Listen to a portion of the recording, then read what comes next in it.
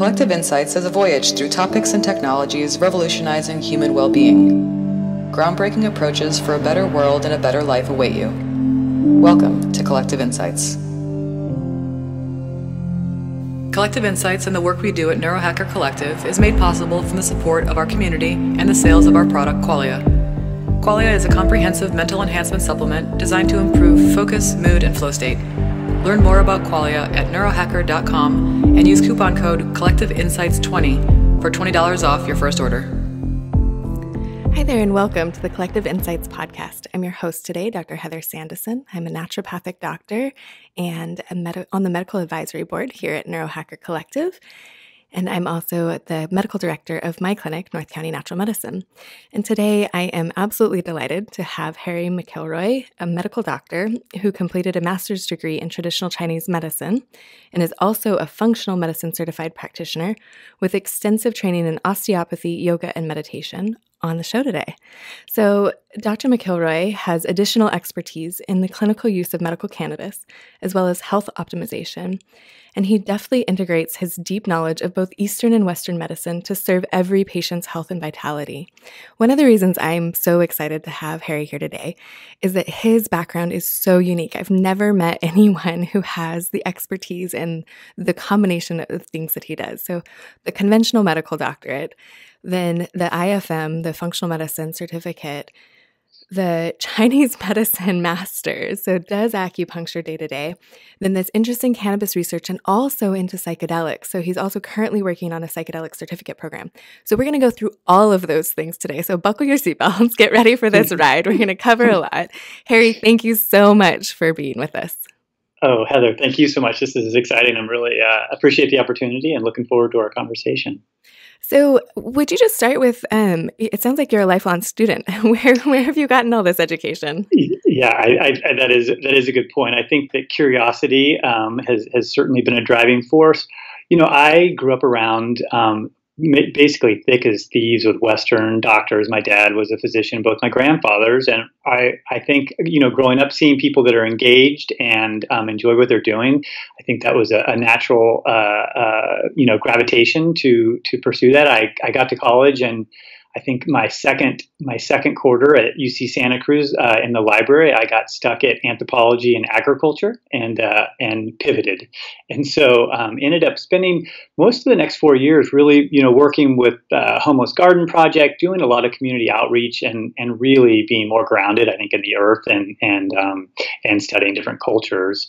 I got out of school and traveled for a couple of years. I spent 3 months down in the Amazon with the curandero, learning from them, and then spent some time in Asia.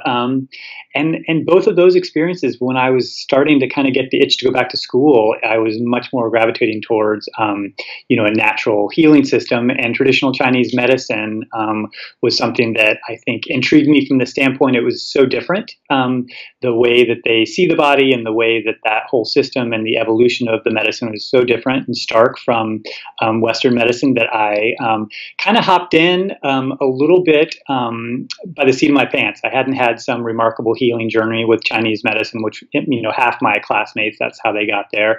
But I was intrigued, and to this day, it's still one of the best academic choices I've ever made. I really enjoyed that process of education.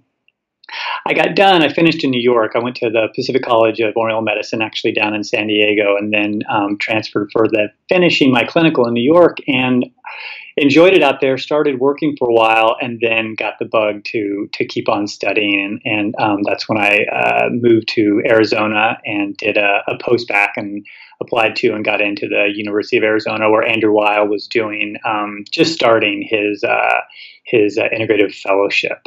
And that's kind of how I landed there. I thought I was going to do more integrative medicine in medical school, but that was not the case. There was like a very prescribed curriculum. I had some nice dinners, but for the most part, got through that education, and then finished, started and finished a residency in family medicine in the East Bay, sort of about 20 or 30 minutes east of Oakland.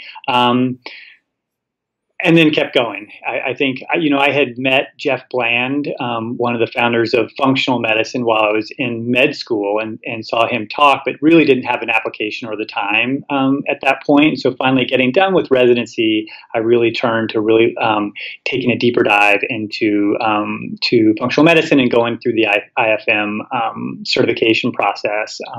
So now I mix my time between a couple different things. I continue to do 2 weeks of like urban underserved care in the East Bay, which I really like. I have an acupuncture clinic there. I do a lot of groups with diabetes and really appreciate working with that population. I then come across the Bay and I have a very different practice in downtown San Francisco, where I work a lot more with health optimization, a fair amount of cannabis consultations. I'm doing acupuncture in that clinic. I've got like subwoofers on one of my tables. We just do, different things that, and meeting the patients essentially with where they're at, but sort of have a mix between those two practices and then do some online consultations. So are the subwoofers part of your treatment? They kind of are. It's this thing called the So Sound system that I found outside of Boulder.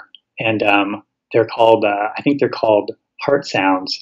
Yeah, you put them on the bottom, and it puts a vibration into the table, almost like, it reminds me of that movie Contact with Jodie. Was it Jodie Fisher? Foster, yeah. Jodie Foster, where you have this, like, there is like a resonance that it creates. The story is the creator was a musician, and I am not a musician, but he went into the woods and meditated and said the sound of the universe is B flat minor. And he came back and created this system. And so then when you lie on the table, it's almost like a phonic induction where you get on the table. And so oftentimes we'll just have people get on, for 15 minutes before we're even ready to come in. And it really kind of even starts the treatment. Wow. And so this would be like before an acupuncture treatment or any treatment? Mostly acupuncture. I mean, I think that could be beneficial, like before body work. Or osteopathic stuff. Is this on the continuum of like the bowls, this healing sound bowl, right, kind of a thing, or different? I think so. I would say the healing sound and the sound bath is while you are really receiving that, I think in your physical body, a lot of that's auditory, whereas this is absolutely you're feeling it, like in a vibratory sense. Absolutely, come up through the table, and you can put on different music, but like they actually have a specific. I mean, this guy made a specific CD, and it creates better resonance in the table. Interesting. And is there an understanding of the mechanisms of how that affects cells, or I don't know. I mean, I think that it definitely brings a sense of peace to the patient, right, lying on the table. And there is a rich like history of like sound therapy in Ayurveda and a lot of the Indian traditions. I think it's more auditory unless you're like holding the vibration, right? But I do think that this is, causing subtle vibration to go through the table. And so, I mean, there is, that's helping to shift things within your body. I mean, it's very easy to integrate. It's not like it's a real. It's not a real hard sell for folks. It's just like a different. And it sounds like almost zero risk, right? It's probably relatively inexpensive, very little risk. If it helps, fantastic. And it sounds like you get to lie down on a massage table. Who wouldn't say with a little bit of heat, and sound. Nice. Yeah, I had a good friend I went to acupuncture school with is in Boulder, and I went out to visit him. He had one. He's like, I'm getting a second one because people are fighting over what treatment room they get to go to, and so I got it, and I just have the one, but it's been a lot of fun. So that was a bit of a tangent into something I didn't even realize that you have some experience with. So let's start with we'll kind of follow your path. You started with a traditional Chinese medicine, and now I have half of a master's degree in acupuncture and Oriental medicine, so a little bit of background here. And what I remember when I studied it was just how kind of overwhelming, right? Chinese medicine is it's like Western medicine, right? It's like there's orthopedics and gastroenterology and gerontology. And I mean, it's just this wide world of lots and lots of different modalities and approaches. And there's so much meat on that bone to chew on here. So what inspires you about Chinese medicine? You mentioned the cosmology and kind of the approach that it takes to the systems of the body. Yeah. And I think that really is, at least from a beginning standpoint, is just like really looking at like how how Chinese medicine views the human body in relationship to the environment, which is something that, like, I've never heard that sentence brought up in Western medical school, right? It's not really looking at it from the same way, and it's also something that really is deeply rooted in history. I mean, one of the seminal texts, the original text of Chinese medicine, was called the Yellow Emperor's Classic, and it's basically a conversation between Wang Di, who was the Yellow Emperor, and then Qibo, who was one of his magistrates or something, and they would just have this conversation back and forth. Sometime, I think, reportedly at 200 or 300 BC.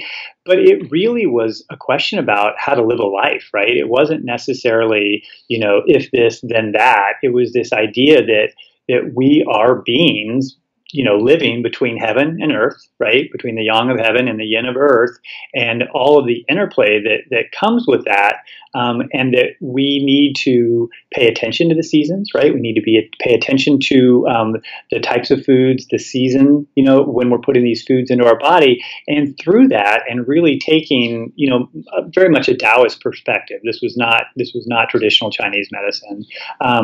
Taking these perspectives and these learnings, really allowing to that individual to exist in a state of harmony, right? And that really was, the goal of, I think, Chinese medicine in general. And when we started to have either external pathogens or internal derangements, then that's where you come in, you take the pulse diagnosis, you look at the tongue, you're talking about the diet, nutrition, and then make subtle adjustments based on that, and then often doing the acupuncture and then herbal medicine, depending on what the malady is. But that idea of having I think just cosmology in general. I mean, right? Talking about the wind and water and fire.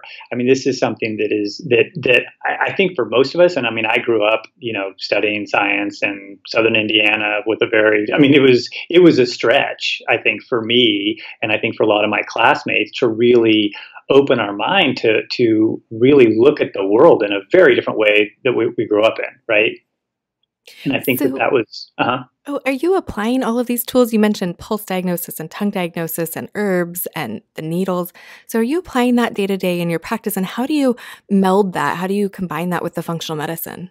Sure. So, I mean, the short answer is no, not all of them, all of the time. I mean, a lot of what I do with the acupuncture is really more based around musculoskeletal pain. And, in my experience, like, the tongue coating is not as important, right?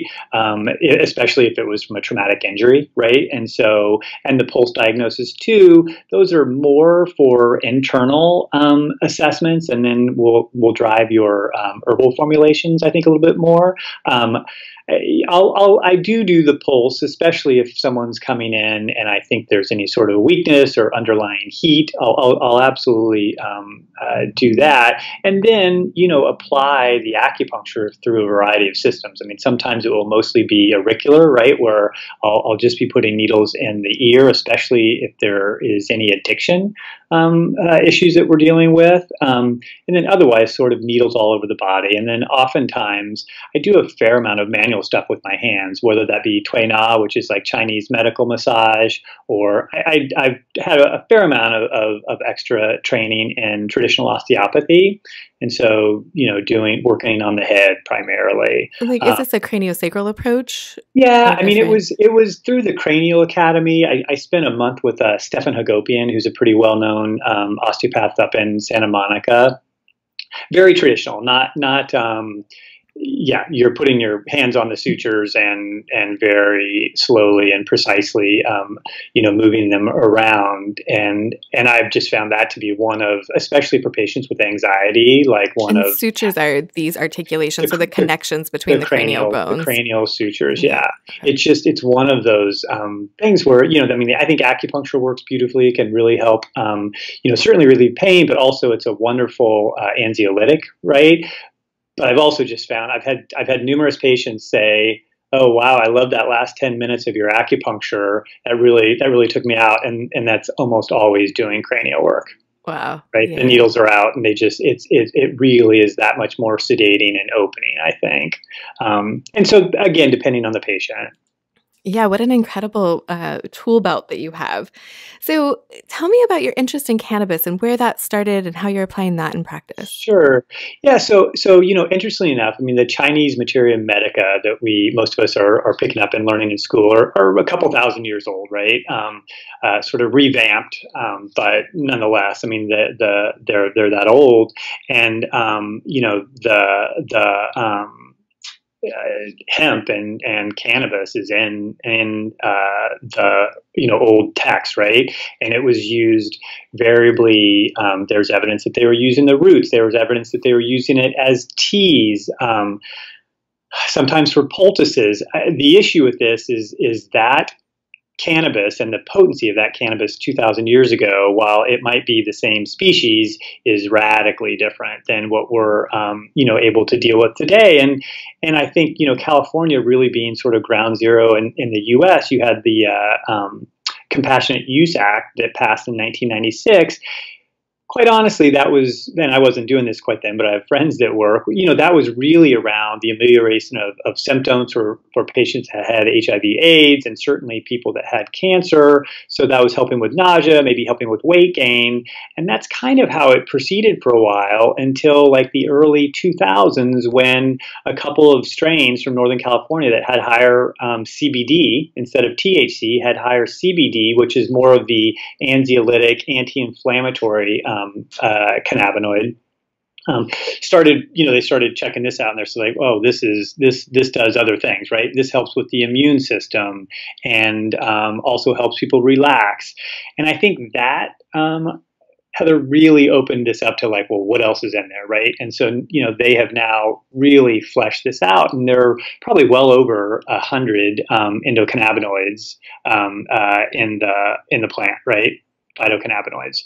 And so I think with this, we're continuing to do more research. THC and CBD by far still being the major drivers, but now THCA, which is the decarboxylated THC, which doesn't have the psychoactivity, but has a lot of really good, like early data on helping with inflammation, and especially around the GI tract. I know some folks that are working with Crohn's that are trying to formulate something that delivers just THCA to the GI tract. So, and then also looking at like THC and certain types of breast cancer. I mean, we've got great researchers that are showing, in petri dishes, and then extrapolating that to animals. And then we've got a lot of anecdotal data with female patients, but that showing that like when you introduce the THC to certain cancer cell lines, they cause apoptosis, right? And so moving from a place of, oh, this is helping with symptoms to, wow, this is actually we're working on treating. Right.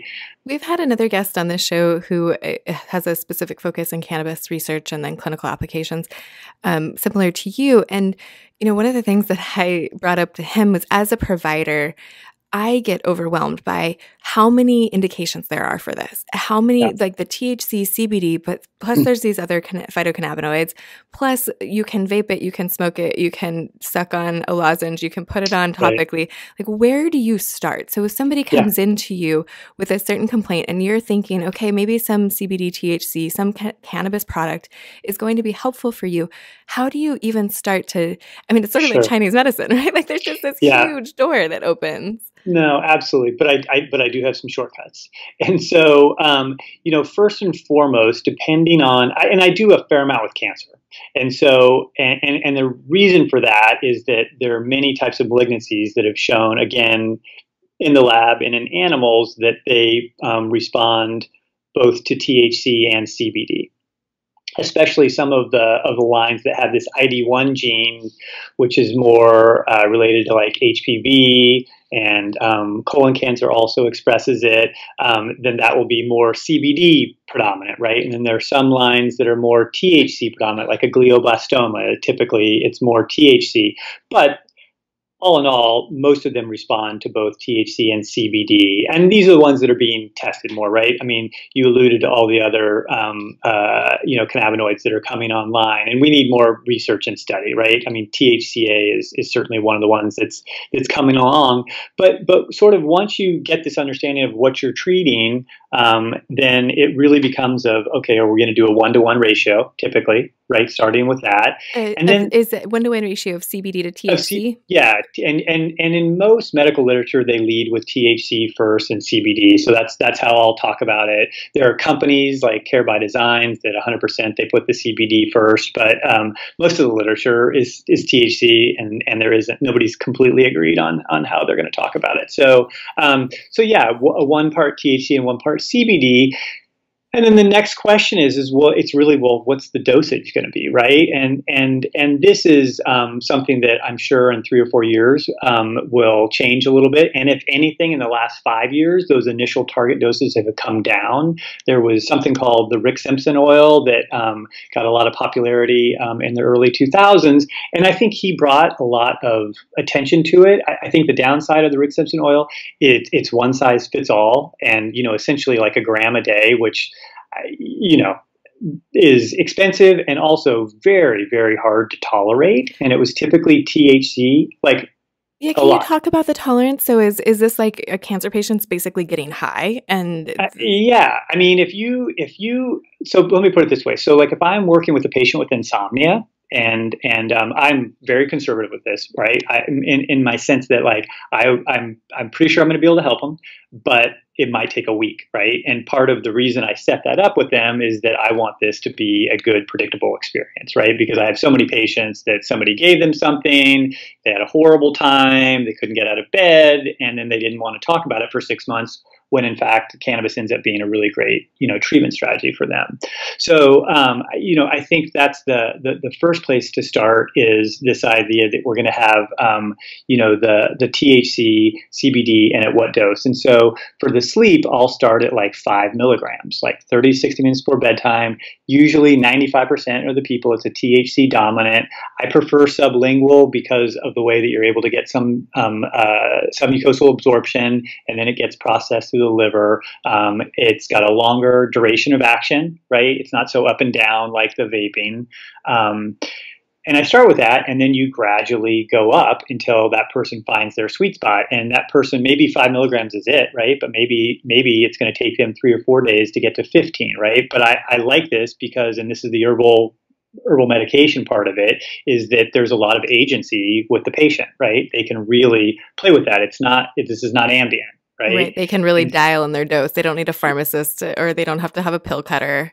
No, absolutely. And I think it's even more precise than even if you had a pill cutter, right? Because, one of the things, and I see this a lot with insomnia, and insomnia is by far one of the low-hanging fruits for cannabis medicine because it works so well.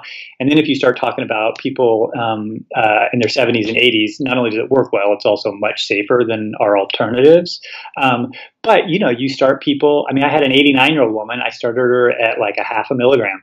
Right. And she went up by about a 0.5 milligram or milligram per day. And she finally, after a week, got to like 8 milligrams and was sleeping better than she had in years. Right. And I'm also, very comfortable in the fact that she knows what that is. I'm not worried about her doubling it. Right. Because this is part of our conversation. And so, because a huge part of that for me is safety, and cannabis is safe. If you take too much, you're going to metabolize it out. But if you're in your late 80s and you're taking it for sleep and you wake up in the middle of the night, I would hate for someone to fall. Yeah, break a hip on the way to the bathroom. Right, yeah. Exactly. Yeah, and so it's really sort of starting, kind of with that initial ratio, and then it really is around the dose. And what's driving the dosing, I sort of alluded to, initially it was like a gram a day for 60 days, everything's going to get better.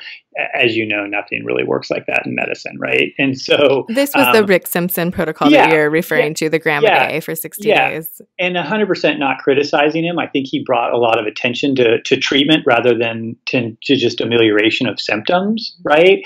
But as with what happens on the internet, like it just has exploded. And so, I don't know any people, like there's a Society of Cannabis Clinicians that I belong to, and we get together for quarterly meetings. Like I don't know anybody doing a gram a day, right? I mean, they're not seeing the efficacy. And in fact, when you super saturate, the system with one ingredient, there's also, receptor down regulation. So I've even seen people who are, doing a gram a day and not happy with it because they can't get out of bed, right? For this, that, and the other. And then also maybe not helping their pain as much, or some of the other indicators they're not as happy with. Well, then we start, we'll typically almost cut that in half right away. They'll perk up a little bit more and have a better sense and sensation, right? It certainly sounds like there's some diminishing returns, right? And if you can dial in that dose, you can absolutely save money, reduce the side effects. Yeah, it makes it more sustainable.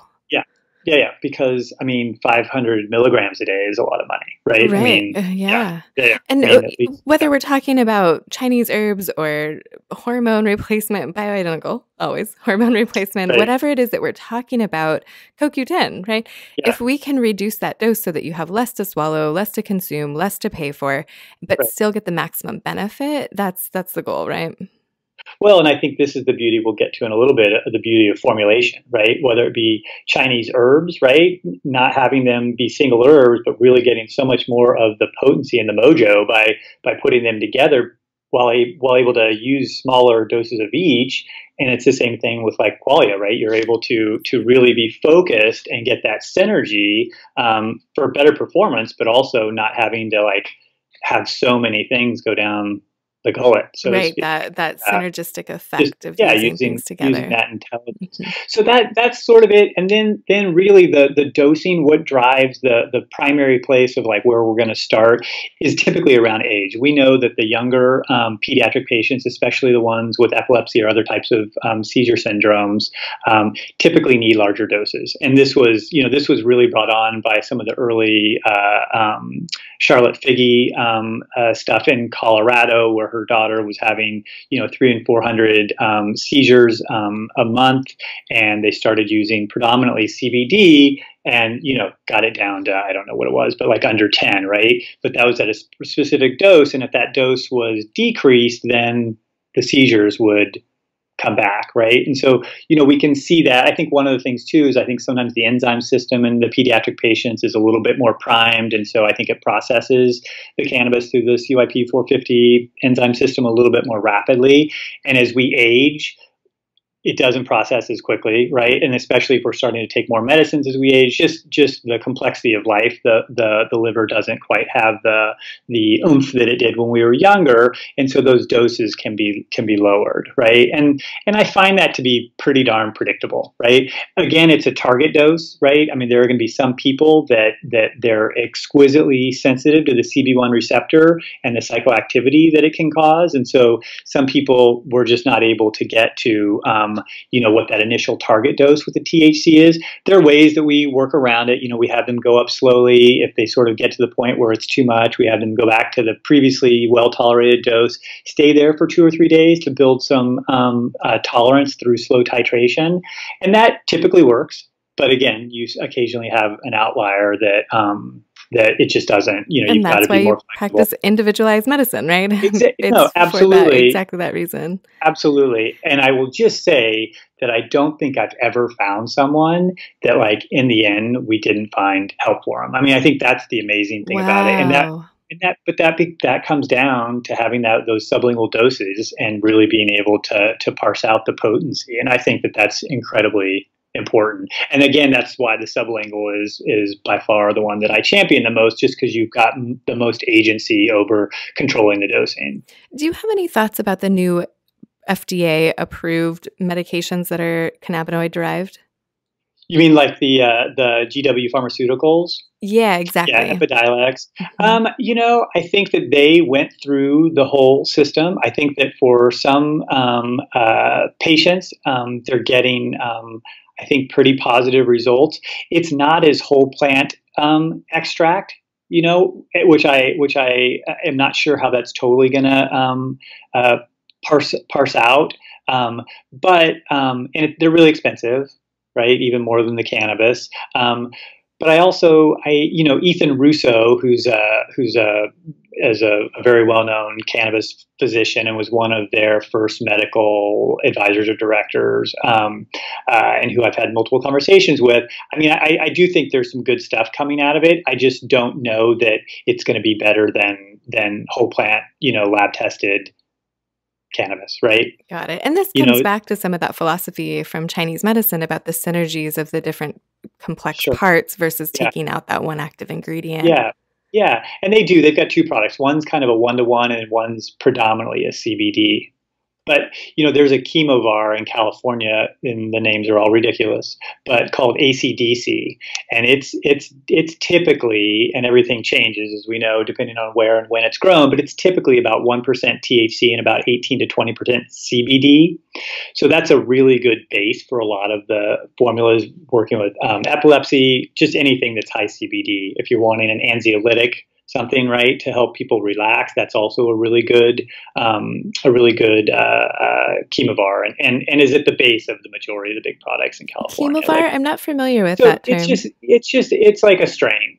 It's essentially like a strain. So this is like if you walk into a dispensary and you said ACDC. So this is like unicorn poop and they have all these like ridiculous names. God. Okay. People are working on changing it because it needs to be done.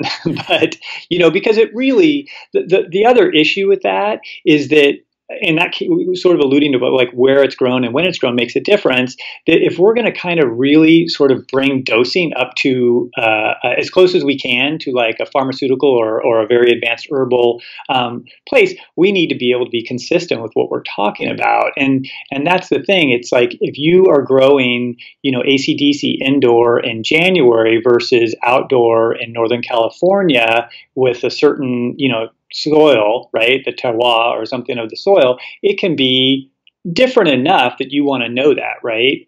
Maybe only by 2 or 3%, but there certainly can be these differences. And so I think it really brings back this point of this is herbal medicine, and there is a place between, completely turning it into an isolate, right? Which is not really what GW is doing. But one of the things that's happening is they're extracting CBD and turning it into little crystals, right? Because then it's shelf stable, very easy to ship around from a financial standpoint.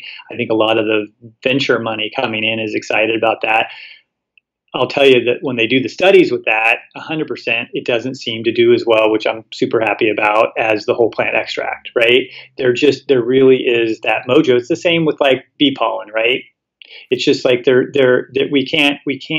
cannot, in these complex systems, you cannot completely reduce the parts and have them be equivocal, right? To the whole, yeah. So there's another thing that comes up with herbal medicine, whether we're talking about cannabis or we're talking about Chinese herbs, is going back to, the Hippocratic Oath, first do no harm. And if there are pesticides and herbicides sprayed on these things, if there are heavy metals in the soil, high levels of heavy metals like arsenic, and it's grown in that type of soil, or if there's contamination or it's, potentially coming from China, so things aren't as well regulated, or even here in the US, a lot of these herbs are not well regulated. Do you have any advice for patients that you see about how to make sure that they're getting good, high quality products that aren't going to have contaminants? Sure. So absolutely. And I think that's a big issue for acupuncturists, depending also on where they live, because I live in San Francisco, and there were 2 people admitted to the ICU at one of the hospitals here last year because they got some bad aconite at one of the Chinatown herb stores, right? There's a long history of adulteration, right? I love Chinese herbs, but there's a long history of adulteration. They used to shoot lead into the body of the cordyceps to make it, this has happened, right? This is not lore, to make it weigh more because it was such an expensive herbal. And this is known, right? And so, and all the dyes and I've had patients in clinic come in, I have a fair amount of Asian patients at county, and they'll come in, they're like, oh gosh, my left knee is so much better. The acupuncture helped a little bit, but what really helped are these Chinese pills I got, at the Chinatown in Sacramento. And I say, well, you would bring those in for me? And they will. And it's actually a pretty good blood moving formula. And then it's got dexamethasone in it. Right. So you got a steroid, you're basically taking steroid. I bet you feel better, but I think that so it is very much from a professional standpoint. That's something you have to be cautious of. Now that said, there are a good handful of herb companies in the Bay Area and on down into LA that like triple test everything, third-party testing, and those are the companies I use, right? So Mayway up in Oakland is a really good company, and a lot of them are organic, but they're really, they test that, and so then you can have a lot more confidence. I would say the other thing, we all learned how to make raw herb formulas in acupuncture school, and we burned them all the time, and our patients burned them all the time, and I think it's much more common to have different tinctures that we combine, right? So we'll when make you say the formula. Burn them, I'm sorry, like incense Burn or them like because you're moxa? cooking them down for 45 minutes. Oh, like boiling in water? Okay. I'm just saying the decoction of the tea takes attention, Mm-hmm.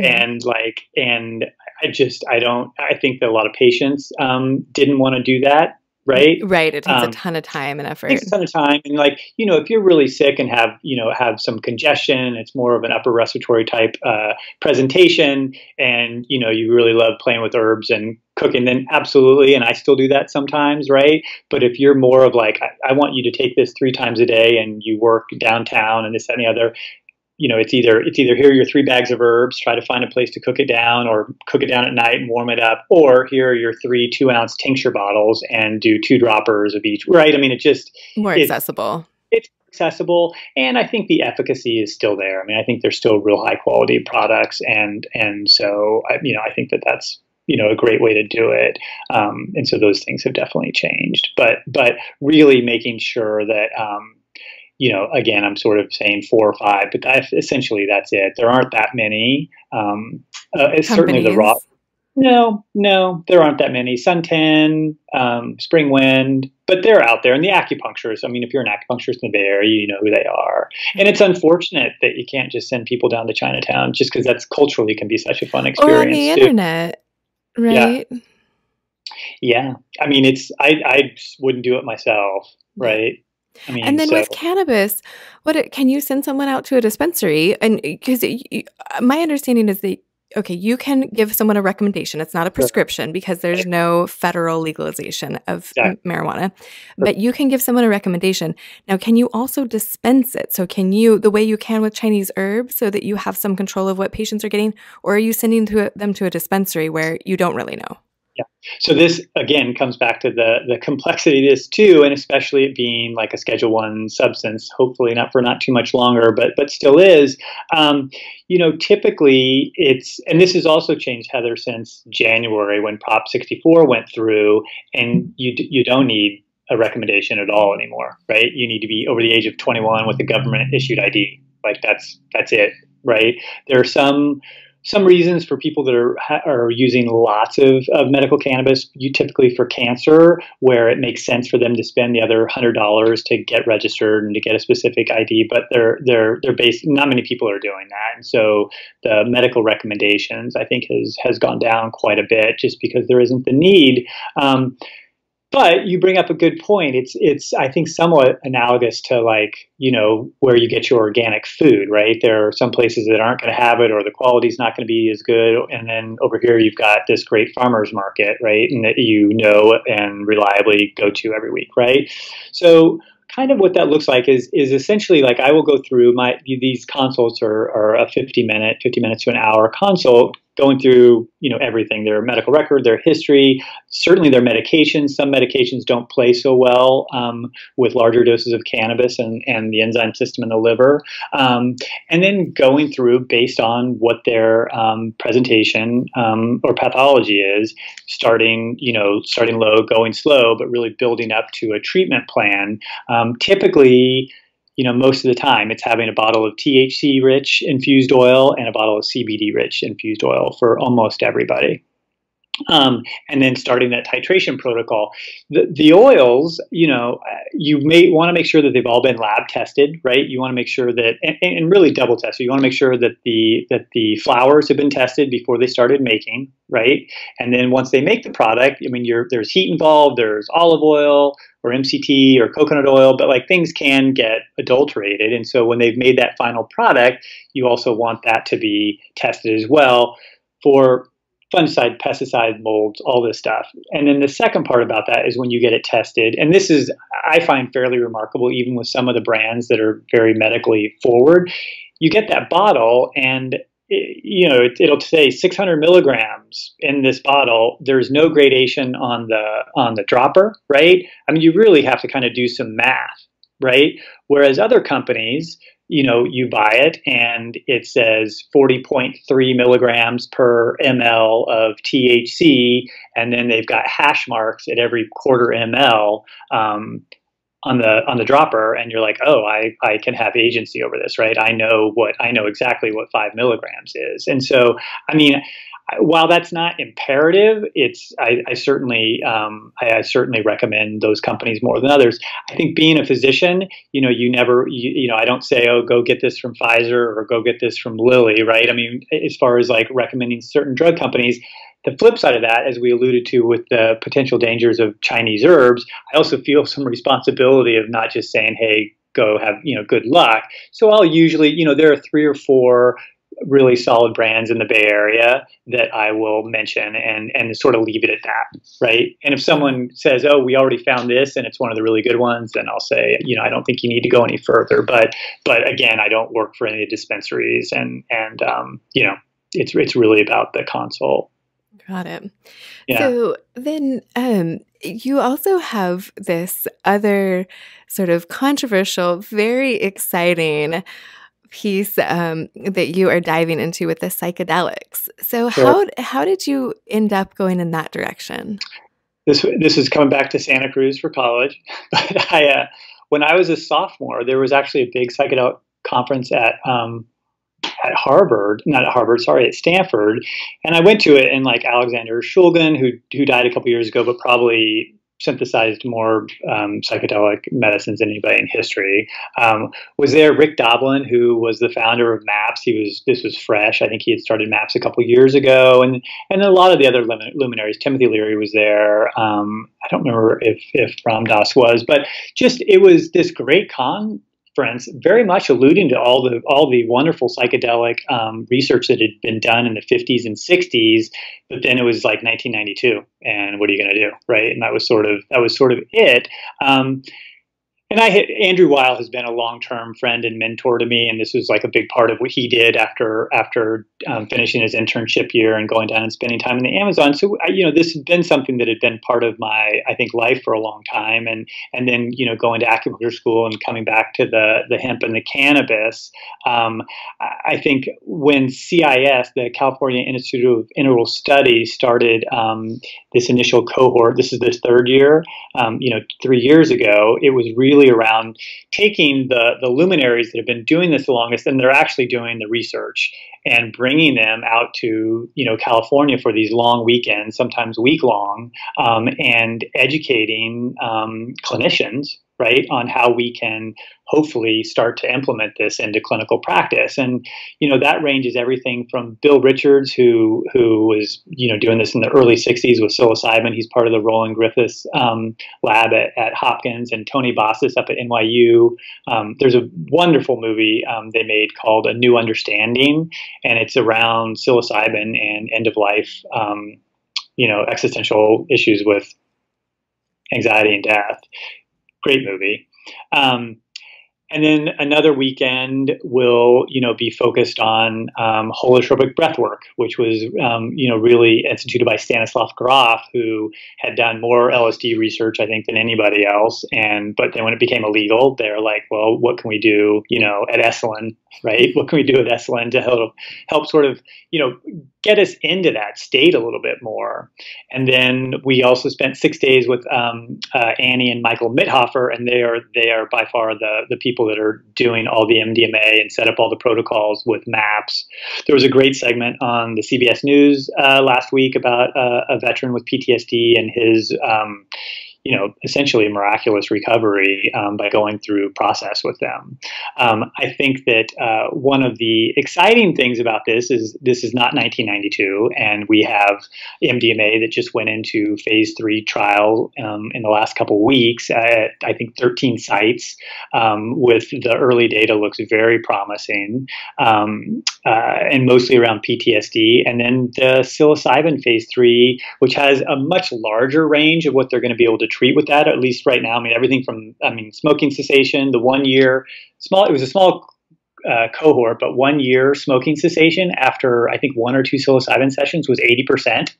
Chantix, which is the pharmaceutical we prescribe that, like, I don't ever prescribe because it doesn't work, but like it's like 22%, right? So, I mean, I think that a lot of this is really encouraging, and the psilocybin for depression. So that's a lot of where the interest comes from, and then recognizing by going through these trainings, I mean, the MDMA specifically, and this really has a lot to do with the vets, right? It's working incredibly well with a very challenged population where, I think the rate of suicide is still about once every 12 minutes, and then forget about mortality entirely and just all the morbidity that these men and women are facing by not coming home and having a life, right? And so by going through this process, and also very well prescribed and very well controlled, but people are really able to have amazing changes. I mean, we spent 6 days watching these videos. I've never seen anything like it, where you basically have someone who is a shell and not very, excited, but like not very confident that anything's going to change. And then 3 months later, like their eyes are open and shining, and they've grown their hair out a little bit, and they're just, everything's changed, right? Mm-hmm. And that's their feedback. That's incredible. Yeah, so there's a ton of potential here. Of course, there's all of what happened in the 60s, 70s, 80s that has created the stigma around psychedelics. And then there's this resurgence with the popular press, and certainly Michael Pollan's recent book, How to Change Your Mind. Mm-hmm. Yeah. And so as a practitioner, as a medical doctor, and an acupuncturist who's interested in herbs and the power of plants to help, what do you see the future of this being? In an ideal world, in 5-10 years, when you're treating a patient, what does that look like?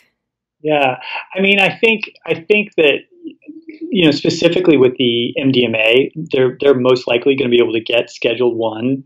Those of us that are in this training get Schedule 1 licenses next year. And so as part of expanded access, like this might start happening, and I don't think it's that much of a pipe dream, even next year. I think that then, there are some things that are much more standalone. I mean, the MDMA works so well that I don't know if I would be jumping into to at least initially, and I think there needs to be caution around some of this too, just so that it rolls out appropriately. Play with it as much. Now, on the flip side, doing something like psilocybin and having music and different sorts of sound, and maybe having them on the sound board, right, on the sound table, and using some aromatherapy, right, giving people different inputs to sort of enrich that experience, I think is absolutely a way that this can go. I think another thing too, and this is so common, I'm sure, down there too, but up here is this whole idea of microdosing, right? I mean, I think that if we can get to a place of legality with the psilocybin, I think that not only for depression, but I also think for health optimization, right, and cognitive function, many people are benefiting from doing, very low doses, 0.2 to 0.5 grams of psilocybin, and having a really positive effect. Right. So if we can prove or establish the safety, and then not only the use for what you're saying is it wouldn't only be for the use of helping with some sort of pathology, some diagnosis like a PTSD or anxiety or whatever it is, but you could also be using this in a healthy population to increase potential. Absolutely. And my experience of seeing people, using it in that way, like it's been a fairly resoundingly positive experience where, people are just like, and what was it? Mark Chabon, Ayelet, I can't remember her last name. She wrote a book. He's an author that I see in the Brand New Day. She was Ayelet Waldman. She had long-term severe depression and had gone through electroshock therapy, I believe, like, a lot, right? She started, I think, more out of desperation than anything else, microdosing, and that's what fixed her depression. And then she wrote a great book that came out a couple years ago. I think it's called A Really Good Day. Okay, and then so there are these two approaches, and you talked about this a little bit in cannabis, but this dosing idea, right? Sure. So you're talking about both microdosing, and then there's this other approach that's more like this mystical experience, right? The really high doses, probably with a guide, somebody who's going to help you set an intention and then have this journey or this experience. Absolutely. And then help with integration. And so what do you see your role as sort of focusing on one or the other? You see a potential for both? I think a potential for both. I mean, if psilocybin was legal, I think that working with a lot of patients around microdosing within this realm of optimization and interplaying it with qualia and other products where you're really able to really tune in and find balance, something that works for that individual patient in a way that's like very predictable and safe, I think, right? Safe, yeah. I think when you start talking about these larger doses of psilocybin or, a fairly regular dose of MDMA, I think one of the efficacy, and Michael Pollan talks about this a lot, but we have this area in our brain called the default mode network, and it's comprised of 4 or 5 different regions in the brain, and we think that this is probably where the majority of our ego is generated, right? And they've been able to see through fMRIs, through functional MRIs, putting people through the tubes when they're on the psilocybin and MDA, that there's a significant quieting and downregulation of the default mode network. And I think one of the things that is happening there is you are able to take a step out of all these things that are happening to you, right? In your mind, why is this happening to me? Why am I having all these struggles? And it gives you a little bit of distance, right? It gives you a little bit of room away from your ego. And this is what people often report. And they're just like, oh, that was awful. But in this space, like I kind of have a choice of how I want to integrate it and how I want to move forward. And I think that it almost, opens up this envelope of time between stimulus and reaction. Right. And so you really are able to give people, and then having follow-up integration, but people this idea of like, oh, I don't have to be afraid in this spot. Right. Mm-hmm. And I think that that's, talking to a lot of the people that have gone through it and then watching a lot of the videos and then understanding more of the science. I think that that's where, a lot of this is going. And again, it's being successful with, the majority of people are completely psychedelic naive. So what you just mentioned, this break, this space between trigger and reaction, triggered response, and how we have a lot of these ingrained patterns. And this is the goal of mindfulness meditation. I think neurofeedback, psychotherapy, there's been a lot of different modalities that have been attempting to give people that space between trigger and response, right? So that we have that decision making, that ability to decide, okay, am I going to fly off the handle and yell at this person, or am I going to take a deep breath and see what the gift in the situation is, right? And most of us would like to be the latter, right? For sure. But it takes some training and it takes some skill. And it almost seems like what the literature is saying is, from a psychedelic perspective, is that there's a shortcut that you can rewire the brain. Certainly, if you believe the Michael Pollan book and the that's the other thing, is there's like a ton of great literature and research that was done that says this, is that you can rewire the brain by using these substances. And now, can you speak to, you've mentioned MDMA and psilocybin a couple times, but there's also LSD, there's also ibogaine, there's also San Pedro and ayahuasca. Like, do you put all of these in the same category? Do you start breaking them apart? The holotropic breathing? Right. So, I mean, I think that they all are coming from a different context. And so sort of to break it down, one by one, the Iboga, I have not had as much experience with. Someone in my cohort this year, like, left after our June and like flew to Gabon and was like hanging out with the Bwiti people and like doing Iboga for, I think, a couple of weeks, and had an exceptional experience.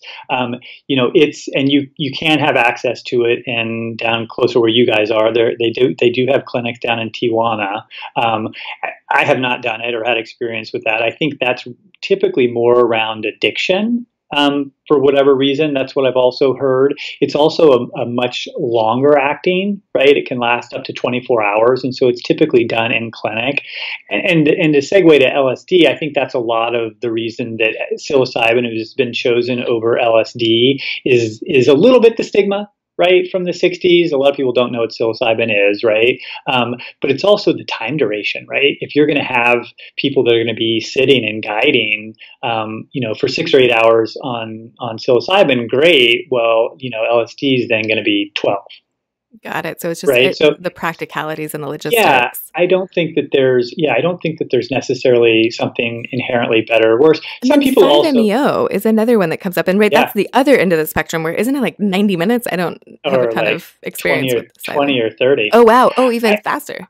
I think the thing with that, and so some people have, they call that the God molecule as well. I mean, I think some people have that experience, and it is so fast and overwhelming. I don't think there is this sense of integration as much as it's just blowing everything apart, right? Mm-hmm. And I think some people that essentially that total destruction or you going out into the galaxy gives them a place to assess as well. And destruction, do you mean destruction of the ego, or destruction of the ego and like destruction of a lot of your thought structures, right?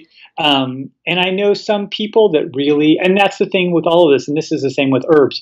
There are so many choices now that we have available that, maybe some people will use the majority of them, but most people will gravitate towards something that resonates with them more, right? There are certain things like changa, which is an herbal product that has DMT in it, typically has a little bit more of a feminine vibe, right? And it lasts for 5 or 10 minutes, right? And it's much more soothing, right? And so there are going to be people that's going to be something that they're more amenable to, whereas like the 5-MeO, it's like not for the faint of heart, and don't watch the videos on YouTube first. I've heard ayahuasca referred to as the grandmother medicine, San Pedro referred to as the grandfather medicine. So there are these and I just saw a Peruvian curandero speak last week in Berkeley, and this also comes to the mixing too. She was from Peru, and someone said, "Oh, what do you think about psilocybin?" She's like, "I don't think much about psilocybin. Someone gave me some from southern Mexico one time, but like that's not my thing. That's not where I'm from, right?" And so really coming back to the traditionalism, right, of it's not just mixing things from all over the place, like the pharmahuasca and the psilohuasca, where they're mixing Western pharmaceuticals with ayahuasca and psilocybin with ayahuasca. They're doing that in Holland. And so you talk to someone traditionally, and this almost comes back to the Chinese medicine. It's just like, this really needs to be in the context of home, right? And so she wasn't, I mean, she was like, wants the abuelitas in southern Mexico to do what they are doing with the psilocybin, but recognizing that you don't necessarily need to be dabbling in all these different places, right? Might not necessarily mean a more is better kind of thing. And there's some wisdom in the tradition, perhaps. Absolutely. And I think you can also, and I think there's some, conversely, some danger in combining some of these things too, especially if not done in the set and setting. The set and setting concept has been around forever. I mean, Timothy Leary was actually one of the ones to first coin it. Would you go into that? Would you describe what set and setting means? So just the idea of the set is what your mindset is, right? Like, are you ready for this? Is this something that you're engaged in and present with? And then the setting is where you're doing it, right? And so is it like in the woods, at the beach, or in a medical facility with bright fluorescent lights? Those would be right, but those would be different places. And I think that I think that the one that most of us would say, oh, what a great set and setting is being at the beach or being in the redwoods, right? What I will say, and I think where the outcomes, which have just been so positive universally through the psilocybin and MDMA studies, is that they are in medical rooms, that they dress up, right? They soften them, and it's a nice couch, and they've got a bathroom there. But I think a lot of it is there's music that's consistent, and I think that provides a greater container, right? It's another trigger to sort of keep you in a safe place. And then I think also having two guides there that are essentially there if you need them, right? But it's very reproducible. And so as much as I think that doing these things, like I said, out in the woods or in the mountains can be great, you're not really, from a pathology standpoint, of really want to focus in on something and really dig in and really be able to come back to that same place as quickly as possible the next time. I think having fewer variables, having it be a very contained set and setting with fewer variables seems to be fairly reproducibly a much better paradigm. So I want to go back to a word you said. It was destruction. And I think that even just as I think about this personally, like, so we're talking about all kinds of psychedelics and these journeys you can go on and these different ways that you can do it. But there's this destruction that's happening. And is that just my ego attached to the way I'm used to doing things and the way my brain is used to working? Or is this opportunity to build something new from the chaos of the destruction? Like, what's going on there? I have fear come up. Yeah. So how do you grapple with that with patients? So I'm very specifically talking about 5-MeO. Oh, okay. Okay. How it's been described, not at all with psilocybin and MDMA, 100%. Right. So that was very much just about how abrupt and like yang and like explosive the 5-MeO experience can be. And it's variable person to person. Some people, are kind of lying there just saying love, love, love. And then other people are convulsing. Right. But very high intensity, it sounds like. Unbelievably so. Right. And so, but that's the Bufo alvarius. That's the 5-MeO DMT. And that's why I was saying, and Michael Pollan sort of alluded to that as well. For him, it was too fast. Right. But then there are other people.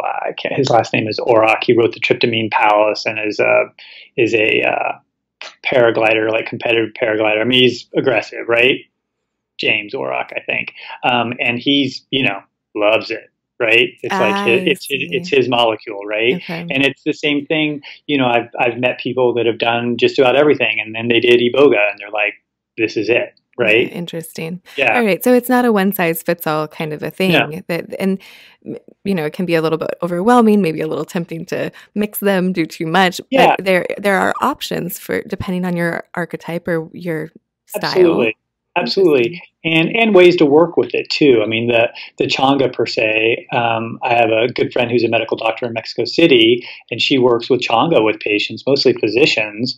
And, the Changa lasts for 5 or 6 minutes. It's fairly short acting. And so they'll go through 2 or 3 Changa sessions in an hour and have integration within that. Right. So it's just, I think there are a lot of what's sort of happening with all this like mushrooming of experience and ideas is pun also intended, I hope. Yeah, exactly. is the application and how you're going to do it. Right. Mm-hmm. And so, like I've just started doing, I do a fair amount with ketamine in my practice downtown, and I've had really good success with it.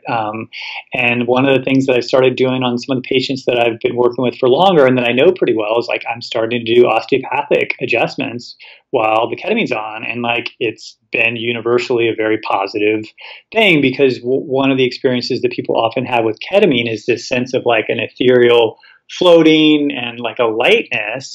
And then if you then are your cranial sutures are being adjusted and expanding even more, it really helps to amplify that sensation. And Harry, you keep blowing my mind with the different modalities that you're combining. It is so unique. I cannot think of one other provider who has the tool belt that you do. So this ketamine plus osteopathic manipulations, I've never considered it. Tell me a little bit more about the ketamine. Do you put that in the basket with the other psychedelics, or is this very different? How does it work? How is it dosed? What does it look like? And I've really been excited about its use case. I mean, it's legal, right? So we can do this now. And I think it's also, the efficacy is shown not to the degree that the MDMA and the psilocybin. I mean, I think for most people that get a good effect from the ketamine, there's typically somewhat of an ongoing pattern of maybe once a month, once every 6 weeks, people will come in. So it's repeated treatments versus some of the other psychedelics are one or two treatments? Yeah. I mean, sometimes the psilocybin, it's just like one dose. The person looks at their cigarettes in their hands and says, these are gross. Why would I ever want to do this? And like, that's it. Right. And I think with the ketamine, and it also works differently. It's working with the NMDA receptor antagonist and more of a scrubbing in some ways. I think that what it does is, and I see this repeatedly, will help someone, especially if they're stuck, having some treatment resistant depression. They'll go through the experience, which is profound for them, and I'm in the room with them. And then it'll often, last for a week or so, and we'll come back. I typically do 3 sessions, a week apart, right? And have that be the kind of the baseline, and then see where people fall out. I mean, for some people, like that's enough, and they won't come back for 3 months, right? Other people will be like, oh, that worked great, but coming in once a month, just for the quick visit is much more amenable. The other thing that I really like about ketamine is the time course, right? So we come in, we do an initial patient appointment just to make sure that this is appropriate, right? It's not done on everybody, but if it's appropriate, then we'll have them come back the next visit, and we'll spend some time about intention setting and really getting into what they're hoping to get out of it. And I'm also working with psychotherapists, sometimes in the room, but also sometimes for aftercare. Then it's an intramuscular injection, typically in the shoulder. They will, within 3 or 4 minutes, they'll lie down and start to feel it. It's fairly quiet from my standpoint. Like I'm sitting there, and sometimes they'll talk, but it's much more of an internal process, as is the psilocybin. I mean, those folks might be there for 6 hours with psilocybin and speak for 5 minutes, right? It's a very internal process. Eye shades on. But the thing about the ketamine is once you've done that injection, they're through the peak of it in about 30 minutes. And then really by an hour, they're pretty much ready to, if they came on BART or on rideshare, they're 10 or 15 minutes from being able to go home. Okay, and so that's a very different thing than saying I'm going to be in this room for 6 hours, right? And then what about cost? Is this, like stem cells, is it $15,000 to do? Or? So everybody can do this differently. And I would say the biggest determinant on cost for ketamine is how they're doing it. So you have someone who ended up writing this book called The Ketamine Papers. His name's Phil Wolfson. He was at Esalen in the 70s. He's a psychiatrist and has been doing this for a long time. He works with the same psychotherapist, and I think has for a long time. I think they do 3 or 4 hour visits, right, in the room, right?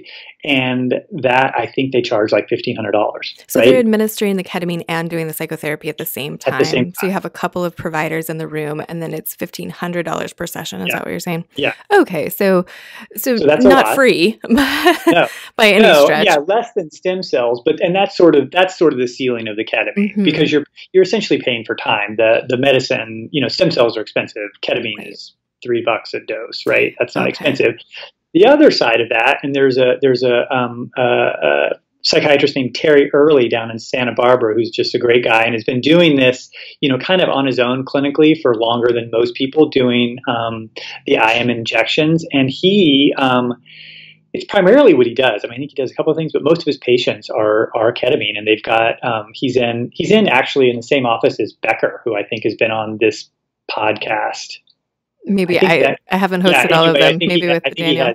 They've got quite a power little house on State Street in Santa Barbara. And Cole Marta, who's also one of the MDMA PIs in LA.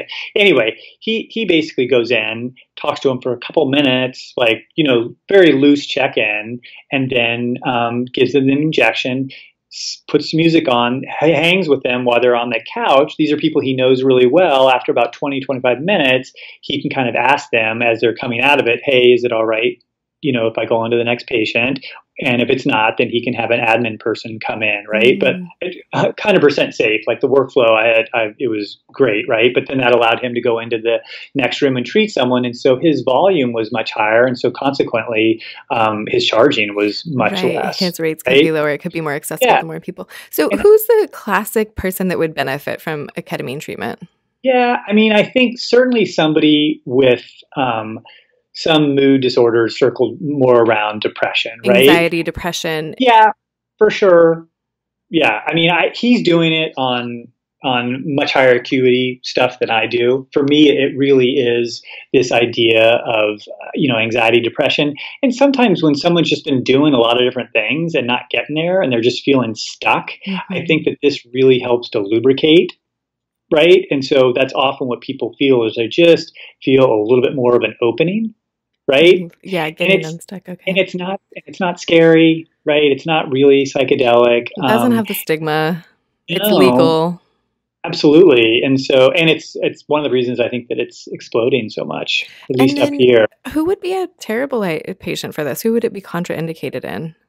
Yeah, I mean, I think I'm so tied up on like not even doing the initial interviews with people that I don't think it would be good. I mean, if someone's on, for me anyway, is psychiatrically unstable, right? I would be less likely to engage them as a patient.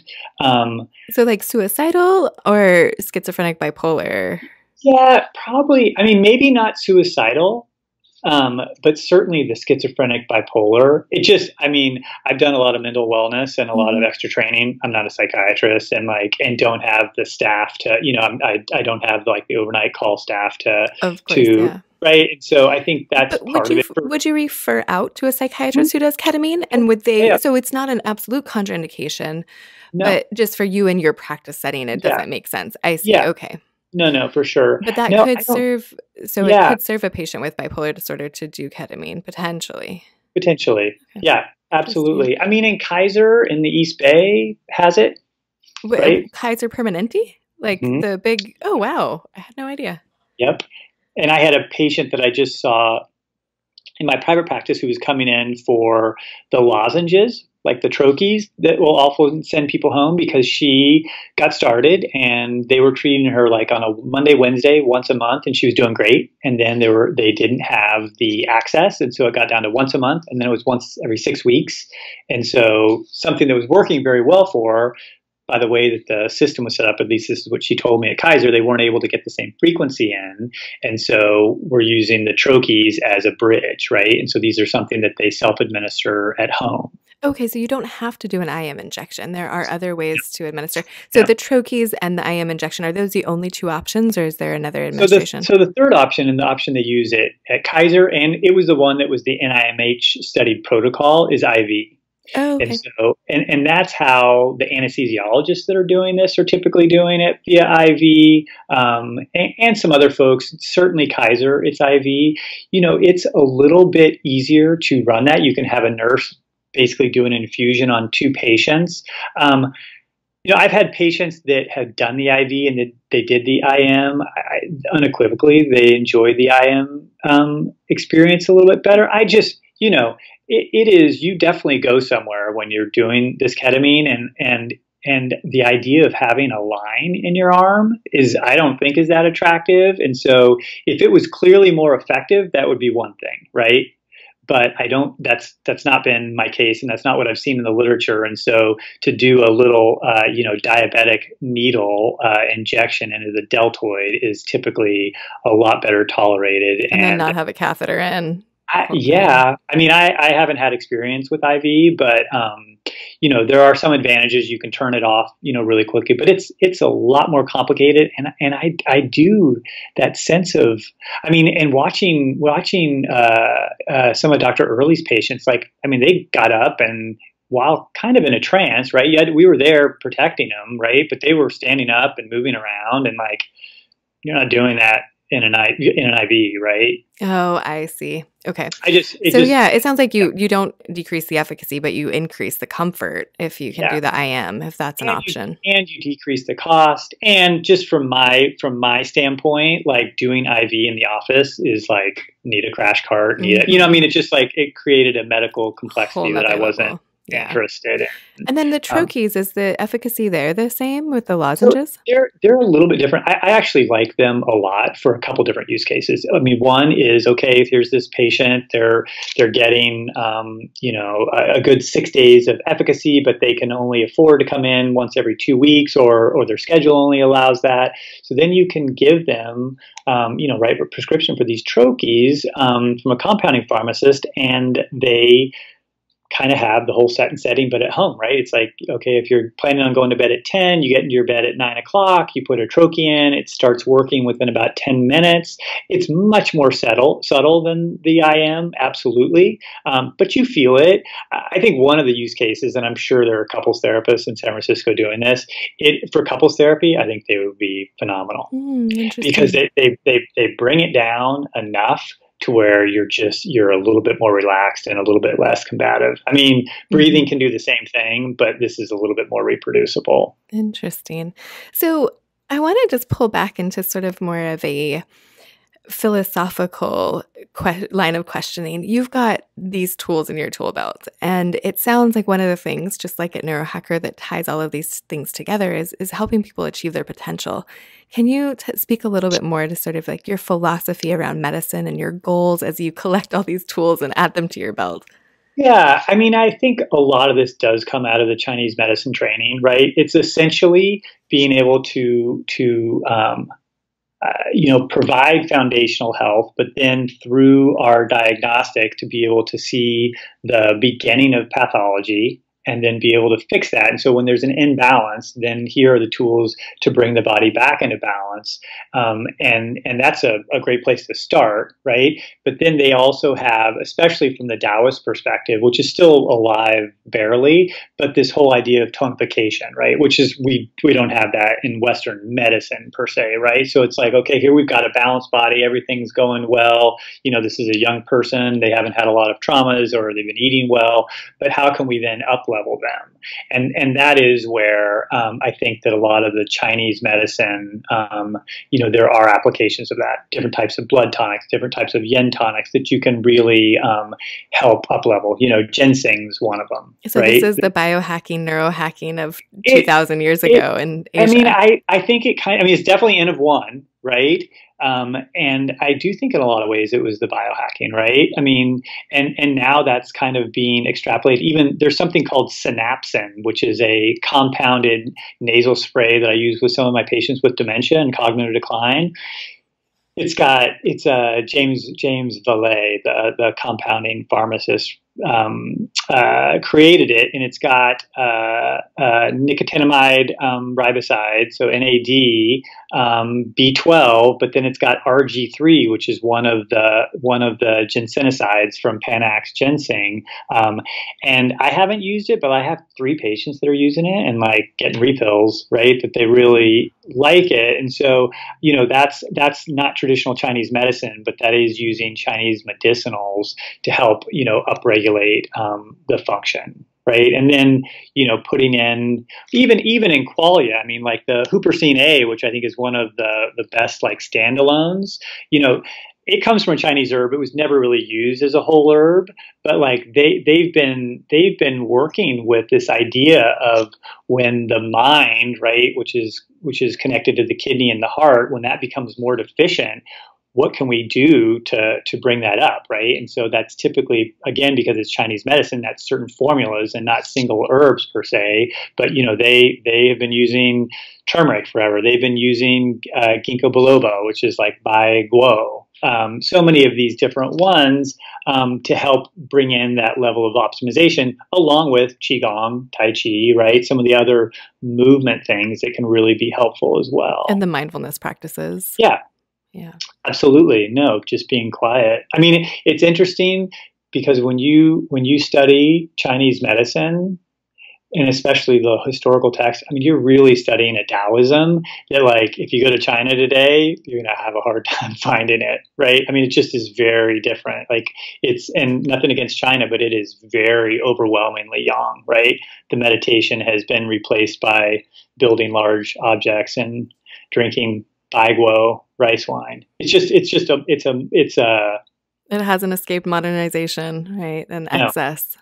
No, it's heating up. That's just like in so many ways, it's just like Yang. the epitome of yang, right? And so when you lose that balance, like the Taoism really goes by the wayside as well, right? Because that was much more about containment and really nourishing the yin, so that when you needed the yang, it was like you were very well supported, essentially creating resiliency, right? Creating resiliency through how you live the seasons, creating resiliency by the foods you ate, creating resiliency by the herbs that, you know, your practitioner was having you take, so that then when something did come up, right, you were ready for it. And I think that that's so much that not just in China, that we're being confronted with here too, right? People aren't sleeping enough. They're not getting, adequate nutrition personalized to them. They're not meditating, right? They're going from emotion to emotion on their phone. And I think we're losing, resiliency more than any time that I remember in my life. And when we need it most, right? Absolutely. Right. Yeah. So pretty amazing. It sounds like you have the tools to help people get that balance back, regain that balance, regain that resilience, and really be optimized so that they can come help us all come up with the creative solutions that we so desperately need. So what else would you like to share with our listeners today, Harry? I'm trying to see what else we talked about. We definitely talked about the psychedelics and the cannabis. I think that just a little bit, it's maybe a slight plug for Chinese medicine in general. It just that, I went to acupuncture school in the late 90s, and then I went to med school 2005 to 2009, and it was really all about, and even with friends who are already doctors, it's like, where's the evidence? Where's the evidence? Where's the evidence? And it's this recognition that when you are working with a system that is paying attention to the exosome, paying attention to the individual, so many different things, that makes it very hard to reduce into its individual parts and study, right? And so I think that one of the things that functional medicine and this whole systems biology approach has done has really brought us back to the idea of like, well, these are systems approaches, right?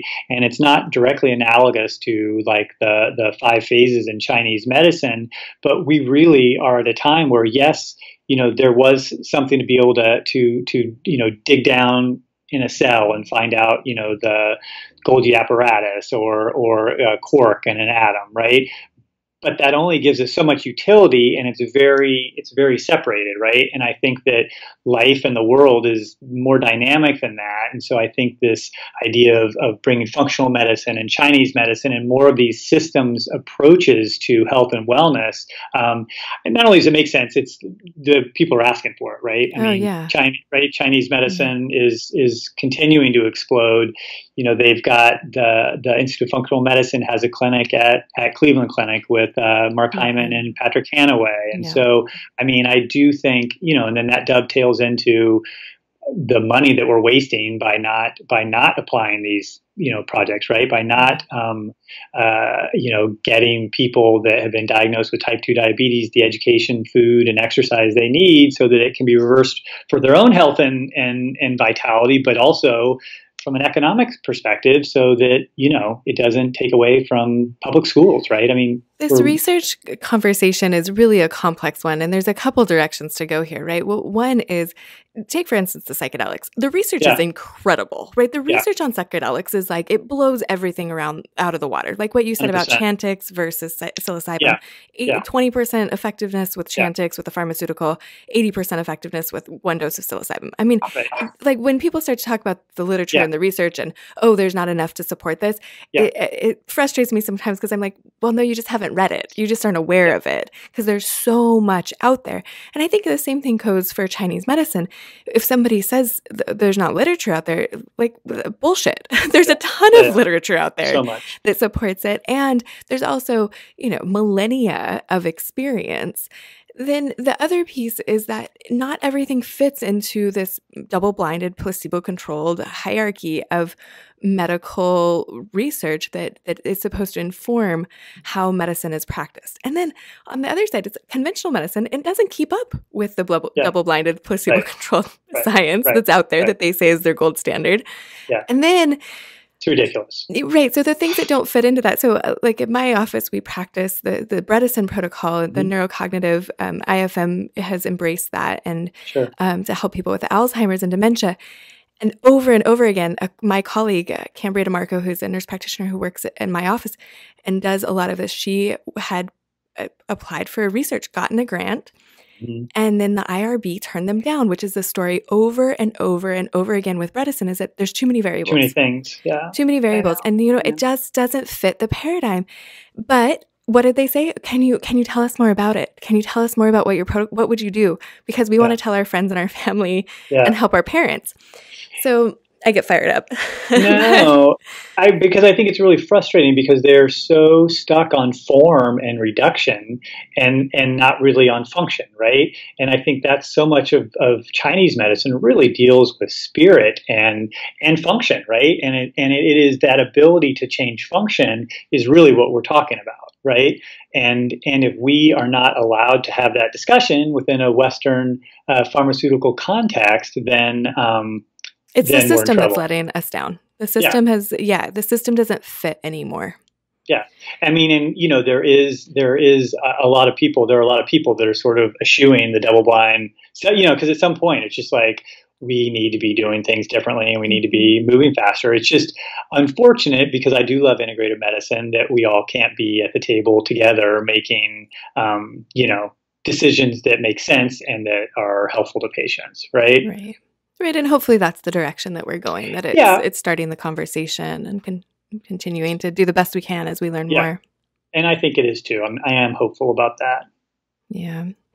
Well, Harry, thank you so much for your time and expertise. And I really can't tell you how tickled I am and curious about the things you do. I'm excited to get to continue the conversation as we work together with Neurohacker, because you do have this absolutely unique and exciting skill set that I know is part of the future of medicine. So thank you for sharing it with us today. And I will look forward to continued conversations and learning more and more from you. That sounds good. Thank you so much for taking the time. This was really enjoyable. And I also look forward to the next time. Wonderful, wonderful. Thank you for listening to Collective Insights. For the full show notes on this episode and for more great interviews, visit us at neurohacker.com/collectiveinsights. If you liked this episode, please subscribe to the podcast and leave us a 5-star review on iTunes. Want to learn a better strategy for mental well-being? We designed a beautifully illustrated 32-page guide integrating care for your mind, brain, body, and environment into a balanced approach for a better life. Download the foundational guide to neurohacking at neurohacker.com/guide.